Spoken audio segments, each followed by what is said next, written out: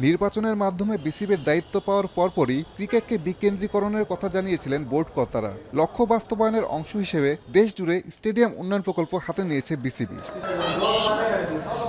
প্রাথমিকভাবে দেশের ৮টি স্টেডিয়ামকে ফার্স্ট ফেজ ডেভেলপমেন্ট প্ল্যানের অংশ হিসেবে সংস্কার করা হবে। এগুলো হচ্ছে বগুড়া, খুলনা, বরিশাল, কক্সবাজার, রাজশাহী, পূর্বাচল ও ফতুল্লা স্টেডিয়াম এবং বিকেএসপির মাঠ। বেশ কিছু লক্ষ্যকে সামনে রেখে উন্নয়ন প্রকল্প হাতে নিয়েছে বিসিবি, যা প্রেস ব্রিফিংয়ে জানান গ্রাউন্ডস কমিটির chairman Khaled Masud pilot. Under 16, under 18, under 14 তাদের ডিভিশন টিম তাদের প্র্যাকটিসের জায়গাগুলো পায় না, অনেক সময় সুযোগ সুবিধা পায় না। তো আমরা যদি অ্যানাপ উইকেট বানা রাখি, তারা কিন্তু বিভিন্নভাবেই কখনো কখনো উইকেটে ঘাস থাকে না, এত বেশি প্র্যাকটিস হয়। তো এই সব জায়গাগুলোতে যদি আমরা প্রচুর পরিমাণ উইকেট ফ্যাসিলিটি বানা দিতে পারি, তাহলে আমরা মনে হয় যে ওই ডিভিশনের হেডকোয়ার্টারগুলোতে খুব সুন্দর ফ্যাসিলিটিটা পাবে।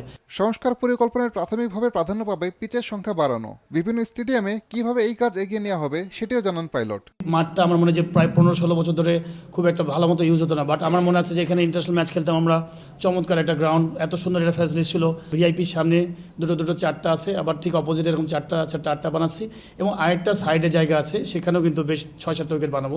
সারা দেশকে 11টি হাবে বিভক্ত করে সেগুলোতে ক্রিকেট সরঞ্জাম ও মাঠ রক্ষণাবেক্ষণের যন্ত্রপাতি পাঠাবে বিসিবি। এছাড়া 2026 সালের জুনের মাঝেই দেশের নানা স্টেডিয়ামে সব মিলে 137টি নতুন পিচ তৈরি করবে দেশের ক্রিকেটের অভিভাবক সংস্থা।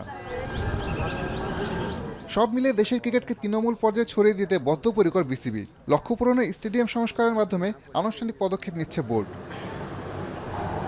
আসাদুজ্জামান লিটন, এখন, ঢাকা।